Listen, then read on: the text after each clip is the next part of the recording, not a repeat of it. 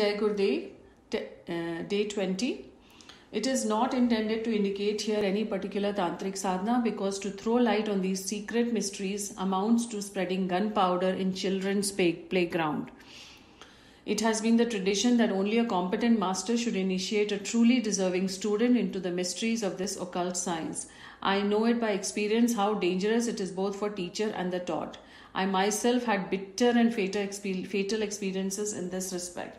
It is only intended to indicate that in the past spiritual power, Gayatri had exercised control over the power of physical nature, Savitri, and this can be done even today. It is true that persons who can give direct and convincing proof of the efficacy of the science in this matter are rarely seen these days. This knowledge has been disappearing slowly during the last 2000 years, and despite vigorous research, those fully conversant with it are not available. Although an account of several scientific inventions, Tantra has lost most of its ancient utility. Still, it is the duty of tantrics of the day to revive knowledge of this science and bring it to the notice of the world. Persons conversant with this occult science should not sit idle so long as atomic power of nature is not brought under the control of spiritual power, as was done in the ancient past. The scope of knowledge of Tantra extends today only in respect of influencing a particular person in good or evil manner. The science of transformation of matter or objects, effecting changes in them, their materialization and dematerialization and combination of atoms of specific category and transforming them into energy are processes which have altogether disappeared these days. Sadhaks like Vikramaditya, who could awaken, invoke and bring under his control conscious occult entities, are not available these days. Rudimentary knowledge of this science in some form or the other is still existent. It may be made clear that these days there is a mushroom growth of fake tantrics who befool the masses in the name of Tantra. Such persons do grave harm to credulous people who fall prey to their false and magnified claims as to the efficacy of their powers. In any case, they have brought bad name to the ancient science of Tantra and deserve exemplary punishment. There are several mantras in Tantra Shastra, but this purpose can be served by Gayatri Mantra as well. Gayatri Sadhana of willpower dealt in this book is safe and beneficial for all, while Sadhana of physical Gayatri Savitri based on Tantra is highly hazardous.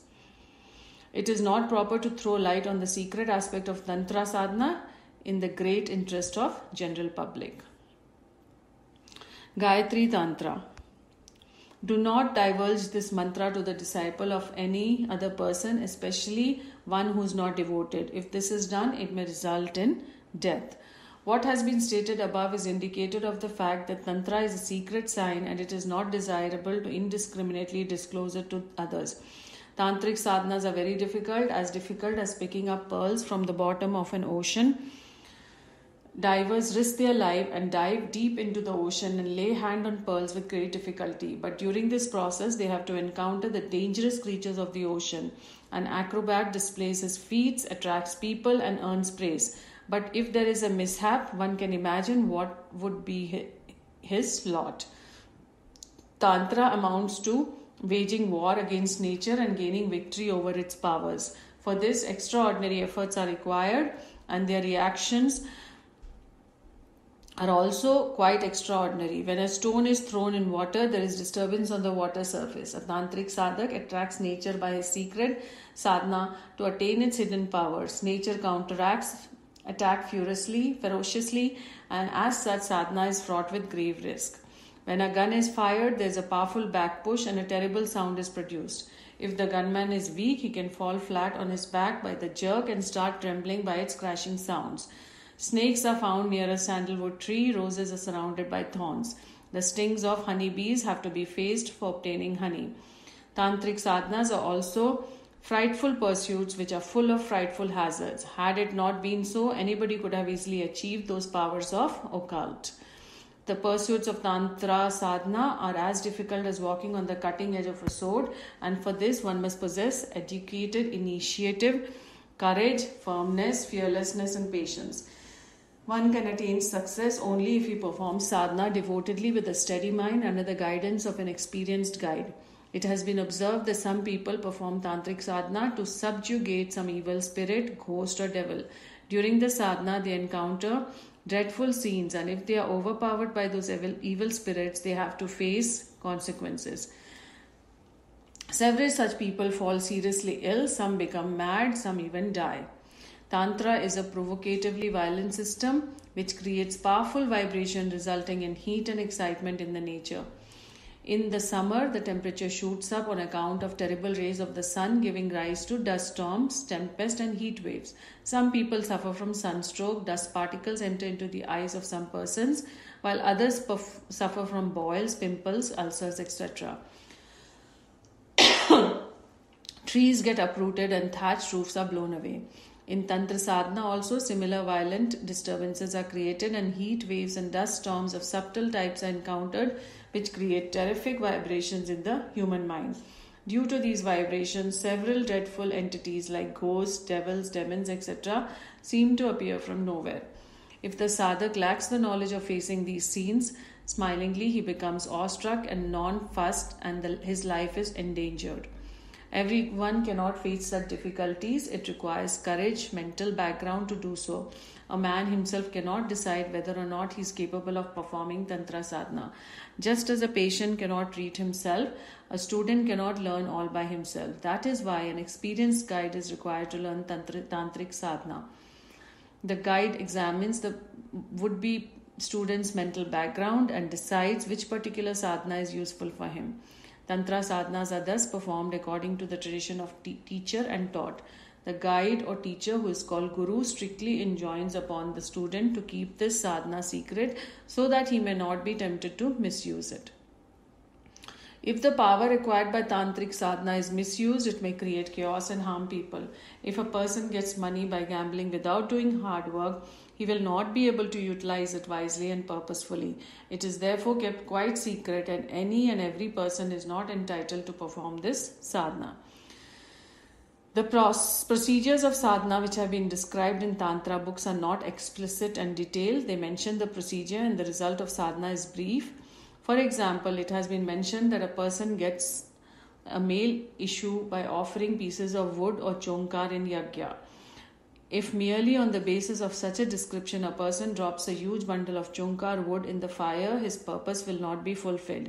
Ignorant people foolishly think that fact stated in ancient books are false. This is not so. These authors have adopted condensed, symbolic style and given an indication so that the real purport and underlying technique may be understood only by an expert master. A detailed procedure is hidden in the indication about getting male issue by burning chonkar wood in yagya.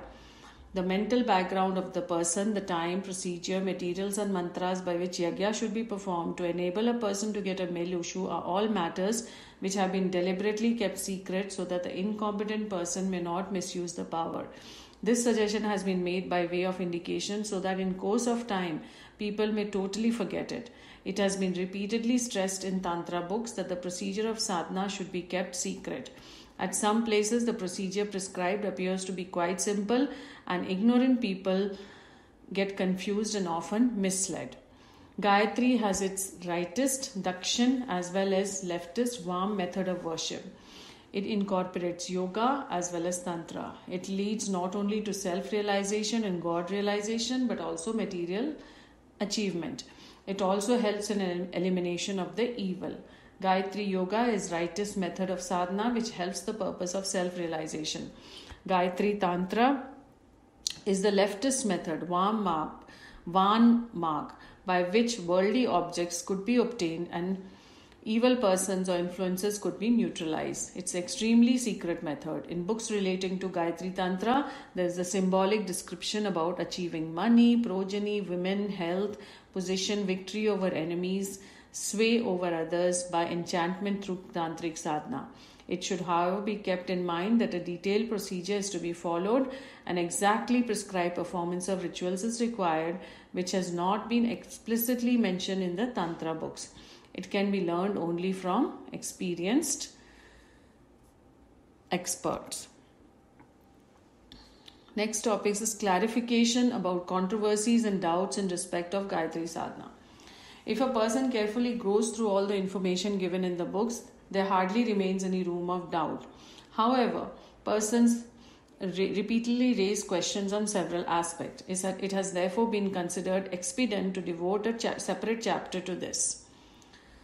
Gayatri Mantra is complete in itself. It is not at all necessary to supplement it by repeating 5 times of Om by way of Bij Mantra or Samput. Such repetitions are made only in Tantric system.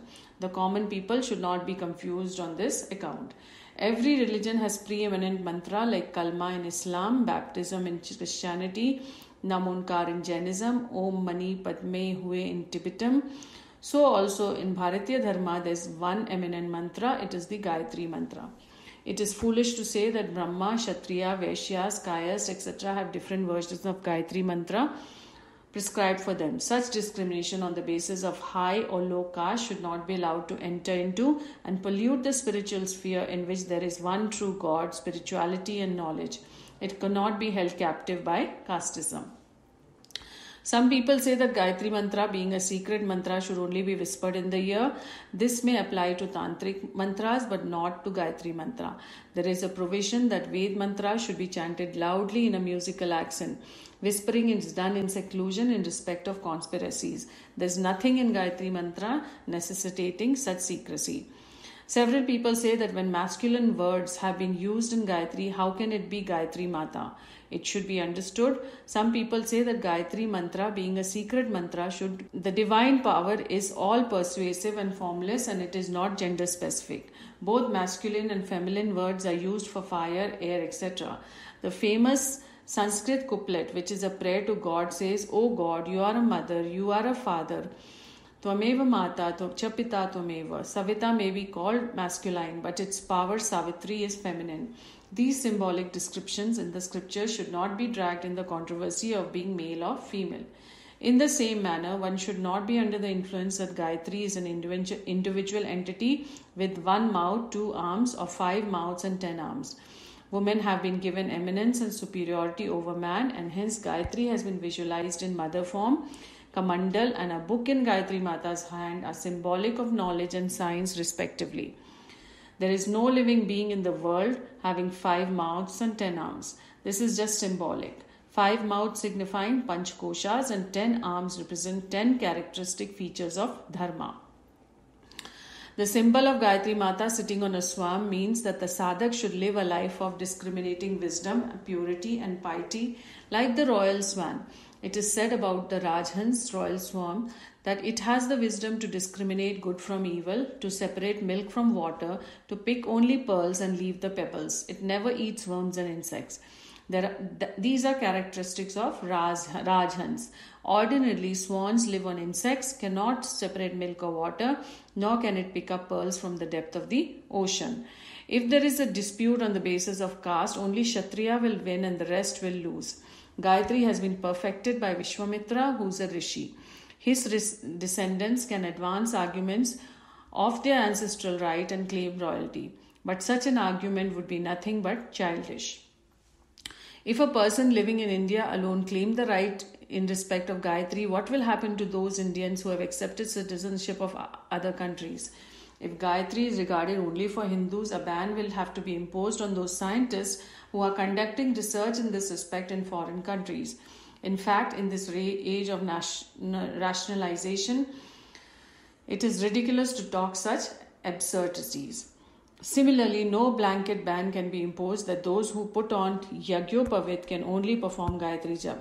Only this much can be stated that since it is a symbol of Gayatri, it is better if the worshipper puts on Yagyopavit. It is just appropriate to sit before an idol and worship. This, however, does not follow that worship of or prayers to God should only be done in a temple. Gayatri is known as Guru Mantra. Everybody knows that one can learn well from a direct guidance of a capable master. This, however, does not mean that a person lacking knowledge and character be accepted Guru. Instead of accepting an unworthy person as a teacher, it is better to regard the scriptures or any Rishi or Devatma as one's Guru, and for this purpose a picture can be used. If any mistake is committed in the rituals of Tantric sadhana, its deities, who are mostly demonic, may get infuriated and harm the sadhak. But Gayatri is like an affectionate mother, full of forgiveness and compassion. She loves all her children who cannot speak properly. Gayatri is Kamdhenu, who nourishes all who approach her with the devotion with her nectar like milk.